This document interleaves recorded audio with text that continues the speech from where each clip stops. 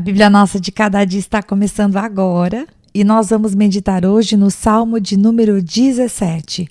E o Salmo de número 17, se você está aí com a sua Bíblia aberta, aparece embaixo escrito Oração de Davi ou Oração Davídica, dependendo da versão. E essa palavra oração, ela... Claro, parênteses, óbvio que todos os outros louvores são orações, são adorações, são elevados ao Senhor, mas essa palavra oração, né, especificando que é um clamor levantado diante de Deus, essa palavra oração aparece apenas em outros 4 salmos. Se você quiser anotar o número deles ou ir lá conferir, é o Salmo de número 86, o Salmo de número 90, escrito por Moisés, o Salmo de número 102 e o Salmo de número 142. Faz essa anotação. É a designação, né? A palavrinha escrita ali embaixo é oração e é isso o que esses salmos são. E qual é o contexto desse salmo de número 17? Bom, mais uma vez, nós vamos ver Davi abrindo o seu coração diante de Deus e falando da perseguição dos inimigos, porque nesse momento ele está vivendo a perseguição de Saul contra ele. Se você quiser ler um pouquinho mais sobre isso, vai lá em 1 Samuel capítulo 23, versículo 25, 26 e todos os outros, ok? E vamos começar então agora a meditar partinha por partinha desse salmo. É um salmo de 15 versículos, é um salmo tanto quanto grande, mas eu vou tentar ser breve. Vamos lá? Versículo de número 1 diz assim: Ouve, Senhor, a minha justa queixa. Atenta para o meu clamor. Dá ouvidos à minha oração, que não vem de lábios falsos. Então aqui Davi está chamando a atenção de Deus. Ele está pedindo para que o Senhor fale com ele, para que o Senhor escute a sua voz, né? Porque a oração dele não é uma oração falsa, né? Quando está falando em justa queixa, aqui na Nova Versão Internacional, você lê causa justa, né? Então aquilo que Davi está apresentando diante de Deus não tem nada de errado, né? Davi não está pecando em impedir isto. Vamos falar dessa maneira. Continuando no verso 2. Venha de ti a sentença em meu favor. Vejam os teus olhos onde está a justiça. Aqui, mais uma vez, e inclusive eu amei a versão que é apresentada na Revista Atualizada, porque na Revista Atualizada diz, baixe de tua presença. É como se a sentença, ou seja, o fim da história, ou a justiça, o juízo da situação que estava ali para acontecer, viria realmente do alto, viria de Deus. E é isso, né, que Davi está pedindo aqui, que venha de ti a sentença em meu favor. Por quê? Porque ele está pedindo coisas que são justas, ele vai pedir coisas que são justas. E em outras palavras, ele está dizendo, Pai, é o Senhor quem decide, é o Senhor que decide, que diz o basta, é o Senhor que fala como a história termina. Versículo de número 3, provas o meu coração e de noite me examinas. Tu me sondas e nada encontras. Decidi que a minha boca não pecará como fazem os homens. Para aqui que tem um ponto final. Então, Davi está tomando uma decisão. E qual é a decisão de Davi? Não pecar, não ter as mesmas atitudes que os outros têm. Ele diz no começo do versículo, né, no meio, o Senhor me examina, o Senhor me sonda. Obviamente, né, e eu li isso nos autores que eu estava lendo a respeito desse texto, obviamente que Davi não estava dizendo que ele não tinha pecado, né? Ele não era perfeito. Nós sabemos os pecados de Davi, porque a Bíblia também não os omite, mas ele está dizendo, Pai, nessa causa, o Senhor sabe que eu estou sendo perseguido injustamente. Eu não fiz nada para merecer o que estão fazendo comigo. Tudo que está acontecendo de revés, tudo aquilo que está acontecendo de luta não é por conta de uma semeadura ruim da minha parte. Não é pecado que eu cometi. Em outras palavras, é isso que ele está dizendo. E aí, nós vemos o coração dele obedecendo, né? Continuando no verso 5. Meus passos seguem firmes nas tuas veredas, os meus pés não escorregaram. Mais uma vez está falando de decisão, né? Mais uma vez está falando de manter-se firme. E eu não sei se você gosta de anotar referências. Se você quiser, tem um texto lá em 1 João, capítulo 3, o verso 18 e 21. Eu quero ler para você falar assim: Filhinhos, não amemos de palavra nem da boca para fora, mas em ação e em verdade. Desta forma, sabemos que somos da verdade e tranquilizaremos o nosso coração diante dele. Se o nosso coração nos condena, Deus é maior do que o nosso coração e sabe de todas as coisas. Amados, se o nosso coração não nos condena, temos confiança diante de Deus. Então, esse texto aqui de 1 João, que pode parecer que não tenha sentido com esse versículo de número 5 que nós lemos, o versículo aqui de 1 João está falando, os versículos, né? Está falando a respeito de nós fazermos com que as nossas palavras e as nossas ações, né, em ação e em verdade, que aquilo que a gente fala e aquilo que a gente faz sejam coerentes, caminham juntos, não sejam antagônicos. Se nós fizermos isso, vamos ter paz no nosso coração e muito mais Deus que vê todas as coisas. E aqui o versículo 5 está dizendo exatamente isso. Os meus passos, eles estão firmes nos seus caminhos. Então Davi está falando com o Senhor e dizendo: Pai, os meus pés não escorregaram. Eu não fiz nada, absolutamente nada, para estar sofrendo o que eu estou sofrendo. E por isso eu clamo a ti. Olha o versículo 6. Eu clamo a ti, ó Deus, pois tu me respondes. Inclina para mim os teus ouvidos e ouve a minha oração. Queridos, eu penso que essa é uma das maiores e melhores certezas que nós temos em relação à nossa fé. Não somente acreditar que Jesus Cristo é o nosso Salvador, de que Deus nos ama e entregou o seu Filho por nós, mas Ele é um Deus que está acessivelmente próximo, que Ele está desejoso de ser alcançado por nós, que se nós orarmos ao Senhor e falarmos com Ele, Ele escuta a nossa voz e Ele nos responde. Isso é tão bom, meus queridos. Nós não somos mais ovelhas sem pastor. Ainda que nós estejamos sozinhos do ponto de vista físico, né? Ainda que nós julguemos que não temos amigos, não temos uma pessoa de confiança. Poxa, nunca consegui encontrar um grupo de pessoas que eu me identificasse. Sou um lobo solitário. Ainda que às vezes passe pensamentos assim na nossa cabeça, a verdade é que maiores são os que estão conosco, né? Se você entendeu a referência. Espero que você tenha entendido a referência. Nós nunca mais estamos sozinhos. O Senhor está conosco, a nossa oração é ouvida, e isso conforta o nosso coração. Versículo de número 7. Mostra a maravilha do teu amor, tu que com a tua mão direita salvas os que em ti buscam proteção contra aqueles que os ameaçam. Aleluia! É a própria mão do Senhor que vai livrar aqueles que buscam socorro. E na versão da NVI, esse é exatamente o versículo que eu li, mas na versão da Revista Atualizada, que quem está acostumado a acompanhar a leitura comigo e as discussões sabe, eu gosto muito mais da Revista Atualizada, mas o versículo 7 na Revista Atualizada aparece a palavra Salvador, né? Mostra as maravilhas da tua bondade, ó Salvador, dos que a tua destra buscam refúgio. Olhando num site em que eu tenho acesso, em que se cruza, né, o grego, o hebraico, o aramaico com o inglês, não aparece a palavra Salvador no original. Então, eu faço essa observação só para dizer que, tanto a King James quanto a nova versão internacional que eu estou lendo, elas estão um pouquinho mais próximas do original, né? A palavra Salvador não aparece aqui. Continuando. Mas enfim, o mais importante é que Deus é aquele que vai salvar aqueles que buscam, ou seja, Ele é o Salvador, tudo bem, mas Ele vai salvar aqueles que se aproximam diante dEle, buscando ajuda, pedindo por ajuda. Olha o que diz o versículo 8, e esse versículo 8 é lindo, gente, olha só: protege-me como a menina dos teus olhos. Será que eu posso parar por aqui? Eu vou parar por aqui. Protege-me como a menina dos teus olhos. Bom, a menina dos olhos é a pupila, né?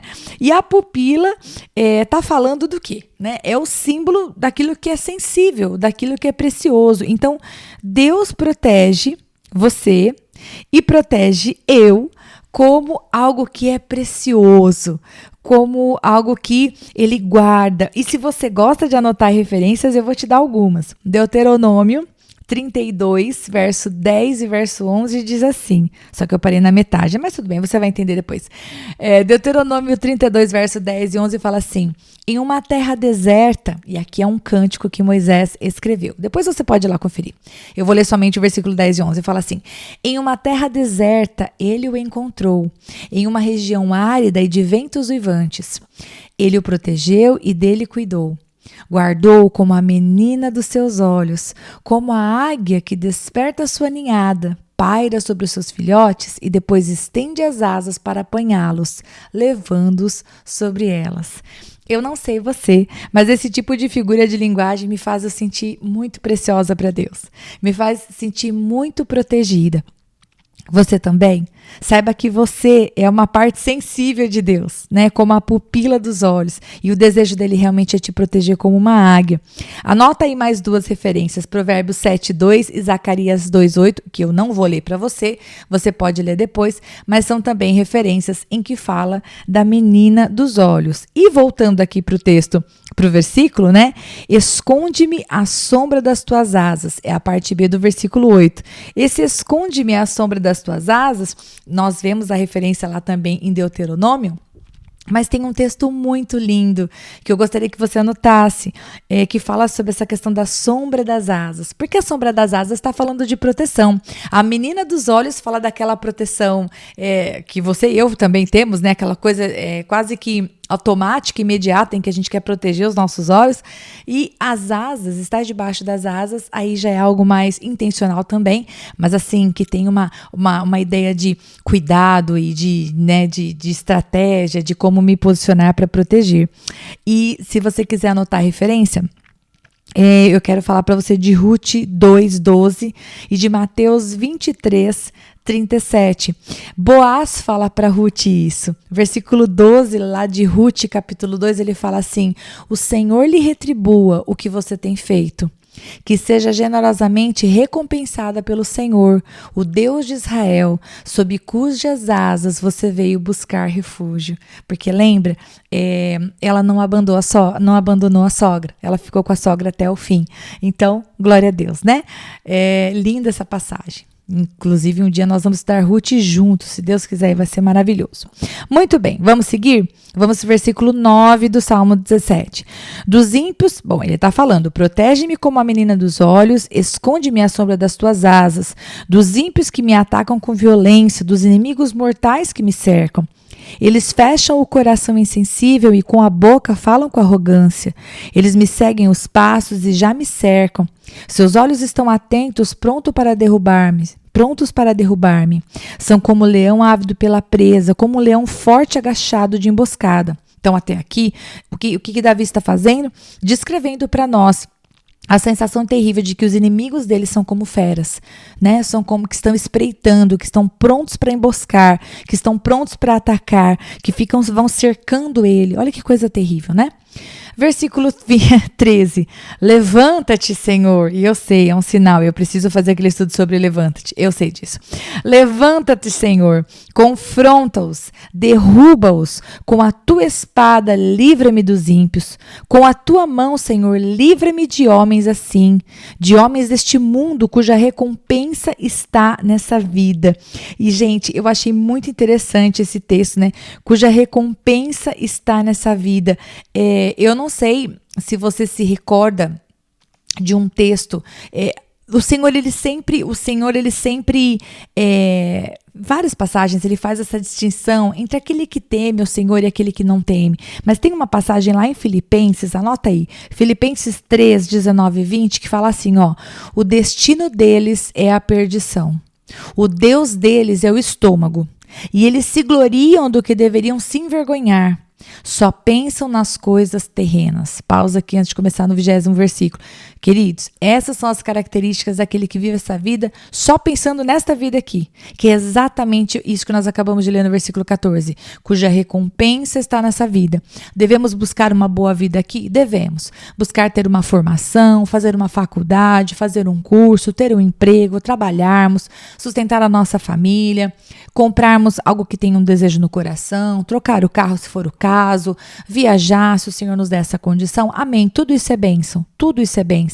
Mas essa terra e as coisas que estão ao nosso redor são passageiros, né? Tudo que nós acumularmos aqui ficará. Na verdade, o verdadeiro tesouro é aquele que a traça e a ferrugem não podem corroer. E isso está falando a respeito da nossa vida, das nossas decisões diante de Deus, daquilo que nós estamos fazendo para o reino do Senhor. Não tem a ver com conquistas materiais. Não tem a ver exatamente com a recompensa dessa vida. Inclusive, muitas pessoas que vão ter galardões gigantescos no céu não tiveram absolutamente nada nesta vida, né? E nós vamos ver isso. Então, versículo 20, aí de Filipenses 3 que eu parei. A nossa cidadania, porém, ou a nossa pátria, está nos céus. É para lá que nós vamos. Você e eu lutamos para ter uma vida abençoada aqui, no sentido de semearmos corretamente, fazermos como Davi, né? Andarmos direitinho, sermos bons funcionários, sermos pessoas benquistas, pessoas de confiança. A gente trabalha aqui para ter uma vida abençoada, é verdade. Mas a nossa cidadania, onde nós vamos morar, é os céus. Não é aqui. Continuando. De onde esperamos ansiosamente o Salvador, o Senhor Jesus Cristo. Aleluia. Agora voltando para o versículo 14, vamos para a parte B dele. Enche-lhes o ventre de tudo que lhe reservaste, sejam os seus filhos saciados, e o que sobrar fique para os seus pequeninos. E aqui Davi vai dizer para Deus assim: Pai, pode dar para eles as coisas desse mundo. Pode dar para eles tudo que eles querem. Encha o ventre o ventre deles daquilo que o Senhor reservou. Ou seja, que eles se fartem daquilo que eles têm aqui. É nisso que eles confiam, é isso que eles terão. É o dinheiro, é o sucesso, é a fama, é o poder. Tudo bem. Né? Davi, engraçado que Davi não pede a eles, pai, tira deles a autoridade, destrói, etc. Aqui ele só fala, pai, enche o ventre deles, porque Davi sabe que ainda que eles tenham todas essas coisas e tenham em abundância, poder, dinheiro, fama, todas essas coisas que essa vida pode dar, Davi sabe que não existe coisa pior do que ter tudo isso e não ter Deus. A ausência de Deus é pior, já é a própria vingança. Verso 15, e aqui ele vai afirmar, vamos dizer assim, afirmar a sua bênção, né? Ele fala, quanto a mim, feita a justiça, verei a tua face. Quando despertar, ficarei satisfeito ao ver a tua semelhança. E deixa eu ver, eu acho que eu deixei aqui aberto 1 João. Eu já tinha falado de 1 João para você, mas eu vou ler 1 João capítulo 2 agora. Olha o que diz aqui. Amados, agora somos filhos de Deus e ainda não se manifestou o que haveremos de ser, mas sabemos que, quando Ele se manifestar, seremos semelhantes a Ele, pois o veremos como Ele é. Então, esse versículo 15 e esse texto de 1 João capítulo 3 falam da mesma esperança.